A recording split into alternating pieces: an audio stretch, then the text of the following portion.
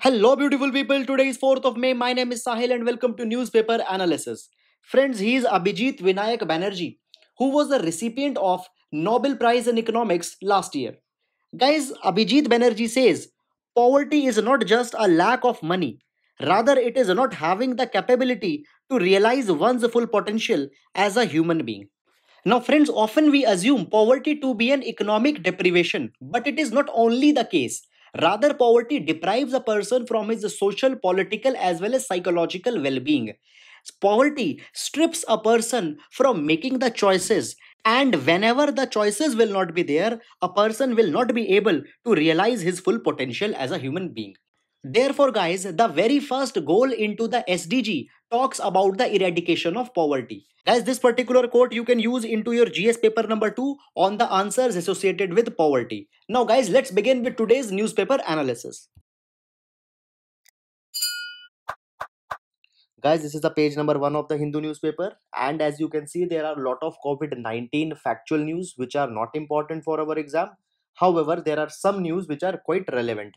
Moreover, friends, today I will also be taking an editorial from Down to Earth which explains Bijapur model, which could be an excellent case study for your GS papers. But first, let's see an article from the page number 1. Friends, a case study has been given by the CII, that is Confederation of Indian Industry. Now, before going into the news, what exactly is CII? Because into the prelims, such type of things has been asked. Now, guys, it stands for Confederation of Indian Industries, and it is a non-governmental, non-profit organization. It means that it is not associated with government. However, it works in close association with the governmental bodies and ministries such as Ministry of External Affairs, Ministry of Commerce. Moreover, it also takes participation into the international trade negotiations, for example, negotiations as WTO, free trade agreements, ASEAN agreements, all these it takes participation in. Now, friends, one additional point along with CII, there is also FICCI, and many a times aspirants are confused. Now, friends, as CII is there, FICCI is also there. It is also a non governmental organization, non profit organization, and works in close coordination with various ministries. Now, a question might come, then what is the difference between the FICCI and the CII? Guys, the difference is nothing. Difference is just about ideology to which you feel more inclined, you can join. Now, guys, both of the organizations are the portals where the public, that is the government, as well as private, that are the industry players, can come together and can deliberate as what could be the economic policies for the government, what steps should be taken for the promotion of the MSME sector, for the promotion of the corporate, for the promotion of any specific economic sector. Now, coming to the article, CII has released a strategy paper according to which it has been said that government should identify 100 to 150 districts which are economically valuable. It means those districts which are giving one of the highest GDP contribution or have the majority of industry clusters. Now, guys, it is being said that these districts should be allowed to resume the entire economic activity. Why? Because into such regions, cost of 100% testing as well as the cost of following strict health protocols will be far lower than the economic losses which are being incurred. So here the full resumption of the economic activities should take place. Moreover, guys, the classification of the red zone, orange zone, and green zone should also be thought about. Now it is being said that only the building where the hotspot cases are coming should be sealed. The region into the 500-meter should be classified as the orange zone, and all the other regions should be declared as green zone. Now, why these things are needed right now, guys, both of these things? Because India had suffered a lot on the economic front, and if such lockdown will be continued for more days, then there are the speculations that more than 50% people will be losing their jobs. Moreover, the GDP of India will be going to the levels which will be very much difficult to recover. Therefore, urgent steps are needed in this particular direction. So, guys, this could be a suggestion in your economy papers. So, this was all about this. Now, we'll move to the next item. Now, friends, this article has been taken from the Down to Earth, which discusses about Bijapur health model. Now, friends, Bijapur is a mining district in Chhattisgarh, and all the mining districts in the entire country faces a problem of poor health. Why?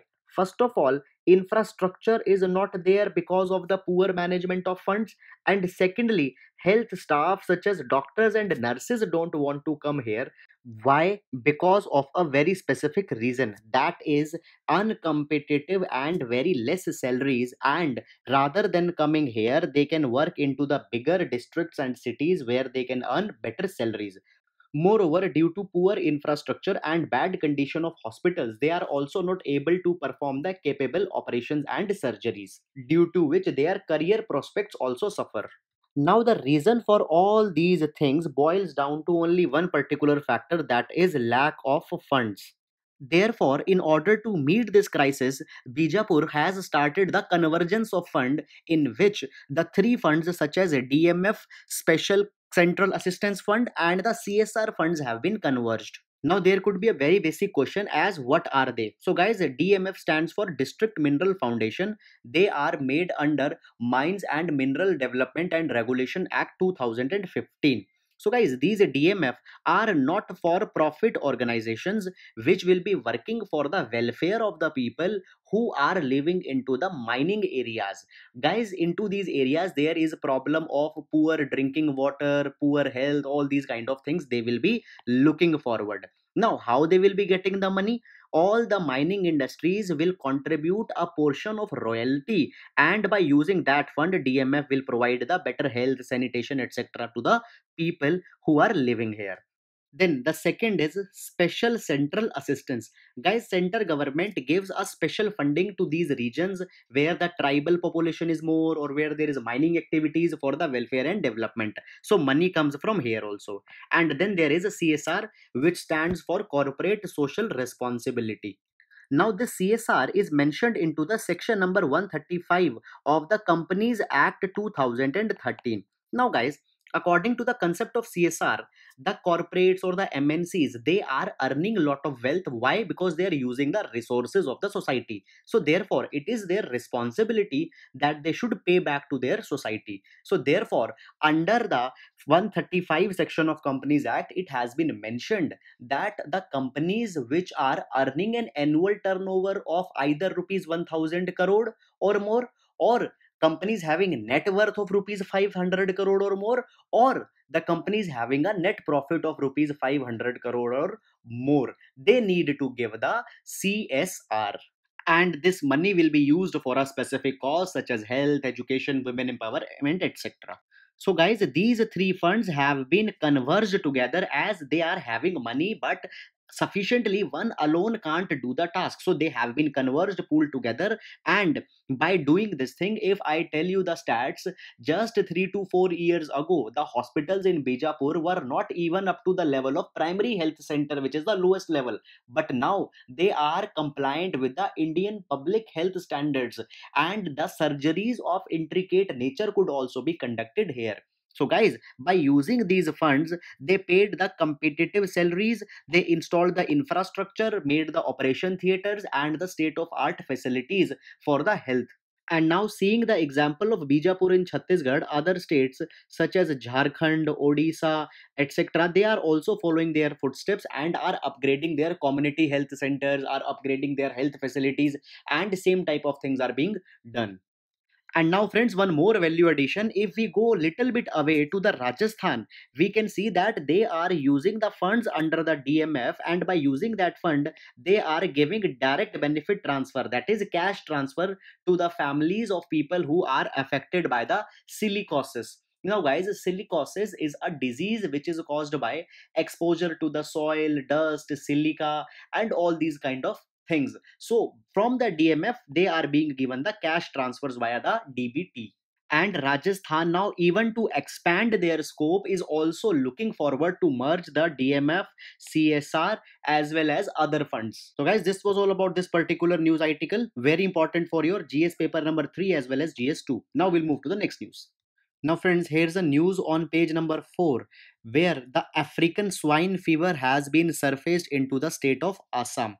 Now, guys, this particular fever is caused by a virus, and this virus has a double stranded DNA structure. So, guys, its DNA structure looks like this. However, we often talk about the SARS CoV-2, that is coronavirus. However, it is not DNA. The CoV corona is the RNA, and its structure is single stranded, just like this one. Now, guys, if we talk more about this particular virus which is causing African swine fever, then this particular virus belongs to the Aspergillidae family of viruses, which is endemic or which is originally found into the sub-Saharan African countries, and from there, by the different carriers, it has traveled to other parts of the world.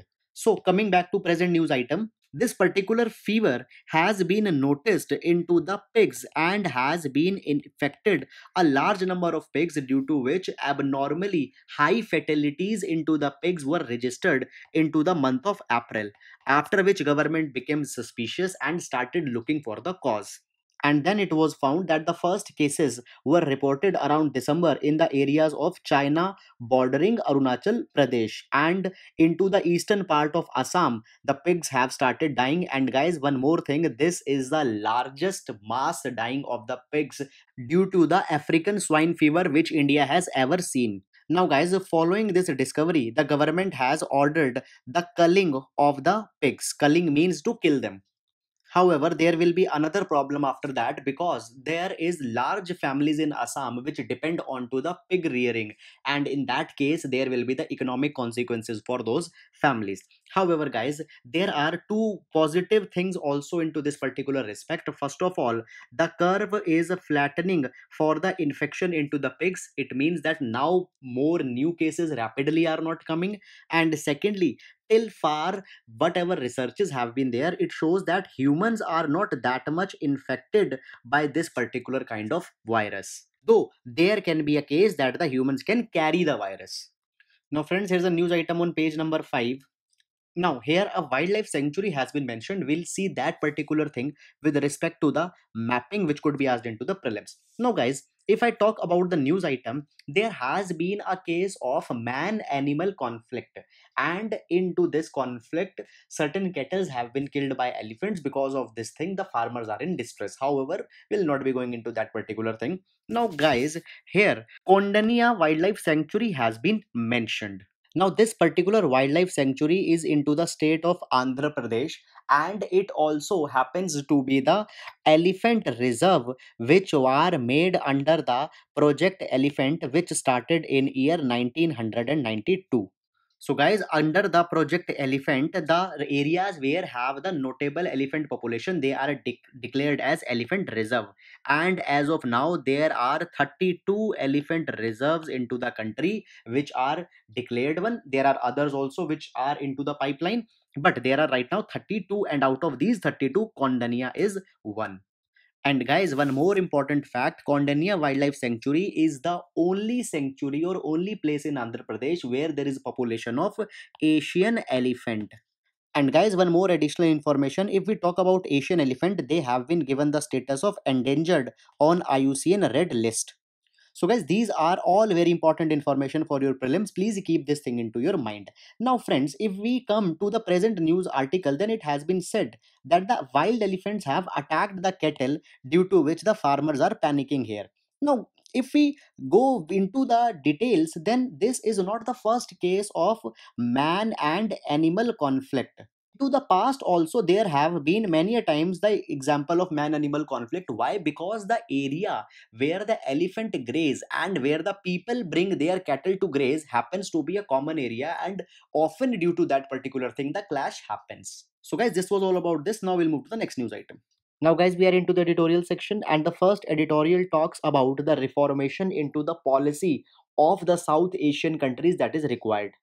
Now, guys, as the pandemic of COVID 19 is proceeding, it has been seen that the worst impact are reserved for the countries which lie into the northern latitudes, that is, the Europe as well as America.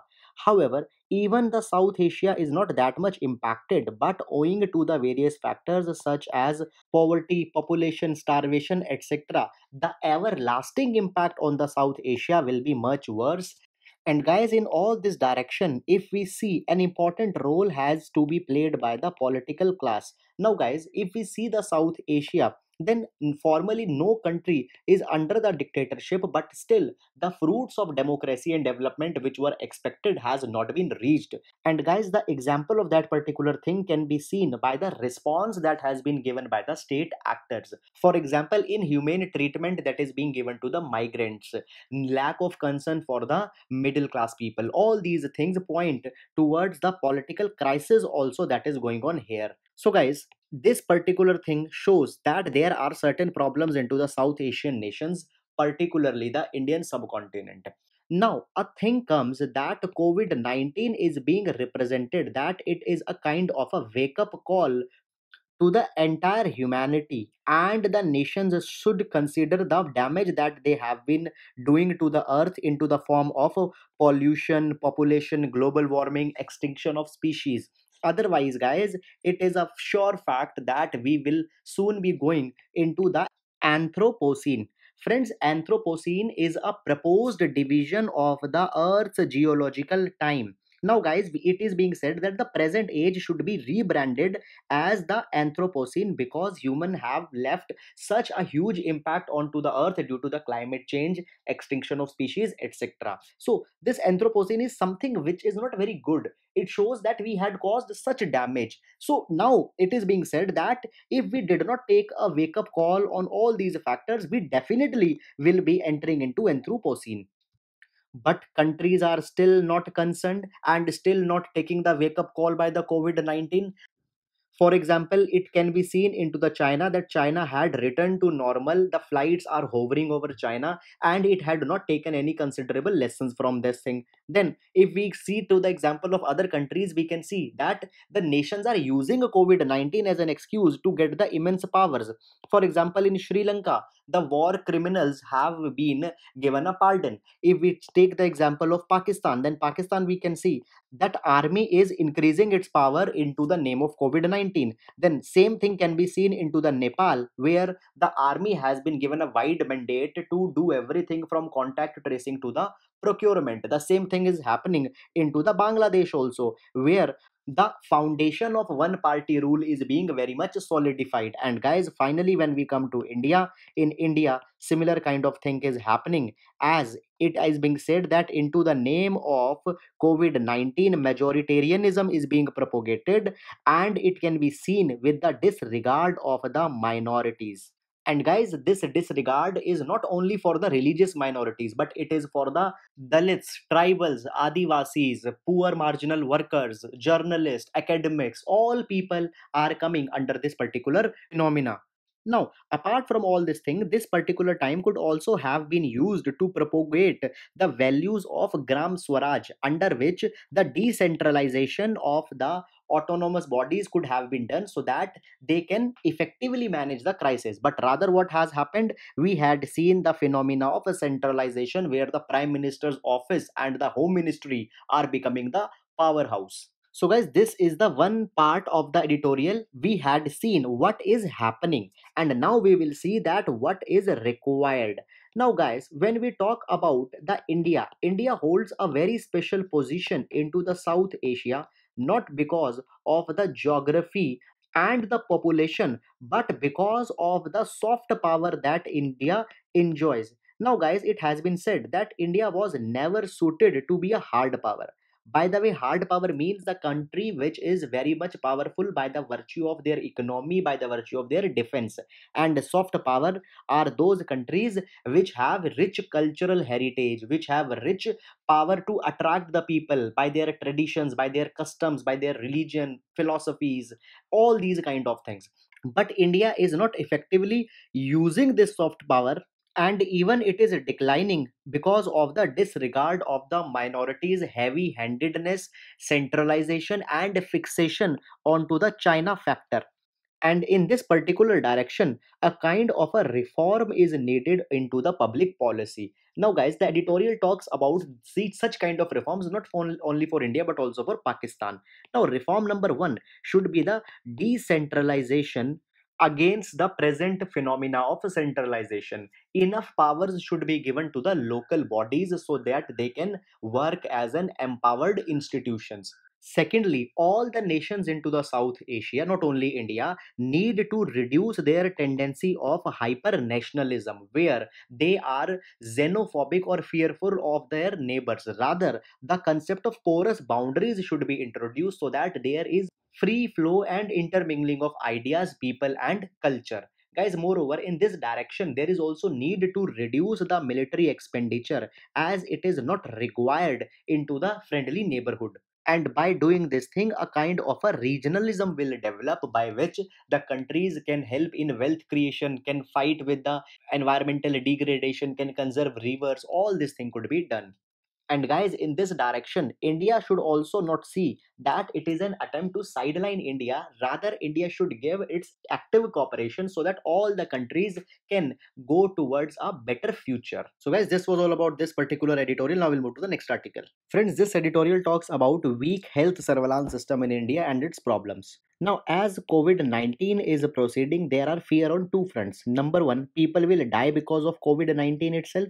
Secondly, people's the health conditions will be aggravated when they are having COVID 19 as well as some other health complications. And with this, we come to the concept of comorbidity. Friends, comorbidity means when a person is having one disease, he is vulnerable to other disease also and will get many more disease. And in a process, when he will die, we will not know whether he died because of disease A, B, C, or D. Now, when people are having some other disease, they get infected with COVID 19.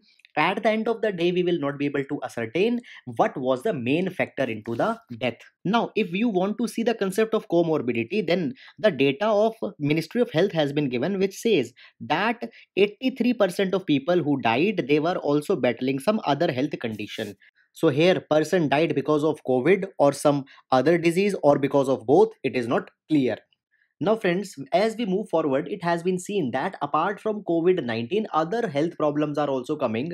For example, the routine functioning into the public hospitals have been affected because either the hospitals are shut down because of the fear of COVID 19, or secondly, if they are open, they are only entertaining the coronavirus. But there are people who have other emergencies also. They have TB, they have cardiovascular diseases, so nobody is paying attention on them. Moreover, into the hospital staffs are not behaving properly, and there have been various reports in this particular respect. And as I told you that the patients such as elder TB patients, neurological disorder disease patients are being turned away, there could be seen that the aggravation in health conditions will become even more worse as the time will proceed. So India is having so many diseased population, that is a fact. But if we make a careful analysis into the genesis of disease, then we can find that the majority of diseases are there in India because of the poor surveillance. They are not being identified into the early stages from where the problem starts. Now, how the surveillance fails? There are three ways. First of all, there are large number of infected people who don't have simply the access to the healthcare facilities, and they fail to get themselves diagnosed, due to which they are not able to know what problems they are having.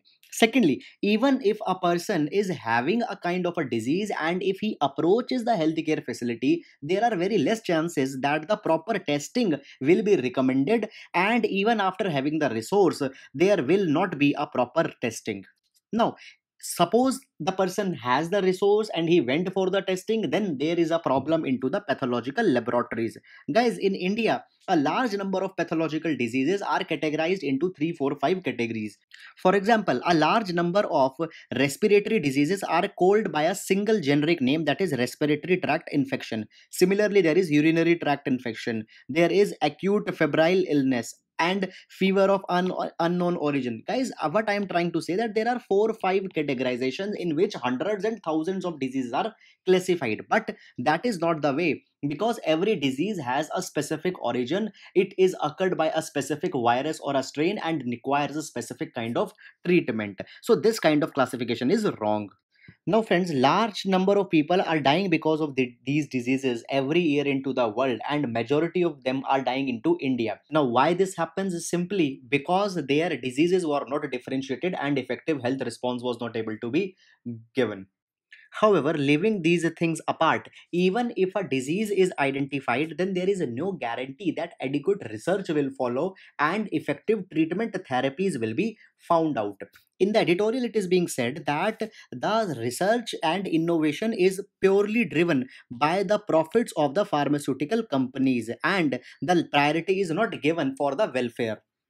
And after that particular thing, even if a disease is identified, research is done, then also the problem comes that government might not be giving the adequate attention that is required. Here we can take the example of TB. By TB, every day 1400 people die, and the R naught rate, that is the reproduction number of the TB, is way higher than the COVID 19. There is higher propensity that a person will get TB and will die than though COVID-19, but still the attention is not being given because TB is thought to be as an ordinary disease. So guys, this kind of a selective response will not be helping, and government should pay adequate attention to all type of diseases. Generally what happens, only attention is given when the disease impacts the well-to-do or affluent sections of society, but that is not the approach if the healthcare system needs to be responsive of everybody's concerns. So friends, this was about this article. Now we'll move to the next. Now friends, here's an article on the page number 8 which explores the fiscal condition of Kerala, and this condition is not only for the Kerala but more or less same to all the states in our country. Friends, first of all, before going with this particular article, yesterday, that is on 3rd of May, I had given you an overview of the finances between the center and the state. Guys, if you have not seen that particular video, please see only that particular portion so that you can make most out of this particular article. Guys, yesterday I told you that the state's major source of funds are their own tax resources, and they are the transfers which are given by the center to the state in the pursuance of a finance commission. Okay. Now, when we are talking about their own tax sources, the majority of tax used to come from the indirect taxes. Now, guys, these indirect taxes have been either they have been subsumed under the GST, or some of them has been left there, which are, for example, the excise duty on the liquor, the sale VAT onto the petroleum. They are there, but due to the lockdown, there is no money coming from here because liquor shops are closed, petrol pumps are closed, so no money from here. Secondly, the taxes have been subsumed into the GST, and whatever share is of the state, that share is given by the center to the state. Are you getting it or not? Because guy, earlier when the GST was not there, the states were getting their own revenue into the indirect taxes. Now the that revenue is not there because the GST has been included, so therefore the center gives a part of the GST to the state, which is called as the GST compensation. But the problem right now is that these GST compensations are not being given by the center to the state. Why? Because simply center is not having a money, and state need urgently that money. So guys, in this particular news item, the case of Kerala has been discussed, where it has been said that the GST fund has not come, and secondly I told you that the some part they also have from which they can raise the money. From example, the excise duty on alcohol, that is also not coming because of the lockdown. So very less money have been there with the state government.